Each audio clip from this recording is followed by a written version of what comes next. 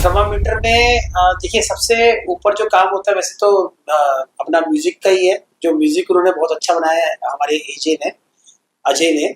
और दूसरा उसके बाद में आता है अपना आर्टिस्ट के ऊपर। पहले तो सिंगर और उन दोनों के ऊपर ही काम है। सबसे पहले तो जीरो पे तो उन्होंने ही काम स्टार्ट किया है। अब जब उन्होंने काम अच्छा कर दिया तो अगर आर्टिस्ट अच्छा मिल गया फिर तो और मतलब सोने पे सुहागा हो जाता है। तो नम्रता ने तो वैसे ही बहुत मेहनत करी है।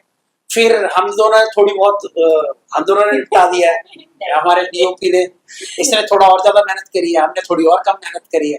तो हमने कुल मिला के सबने एक साथ मेहनत करके इस गाने को बहुत अच्छा बना दिया है। और अब जितनी स्पीड से ये ऊपर जा रहा है मुझे लग रहा है कि थोड़ा अच्छा बन गया है। तो तो अभी हम खुद भी चाहते हैं कि जो भोजपुरी इंडस्ट्री है वो ऊपर को उठे और कोई भी छोटा वीडियो ना बने, हमेशा बड़ा ही वीडियो बने और ज्यादा से ज्यादा ऊपर जाए भोजपुरी इंडस्ट्री।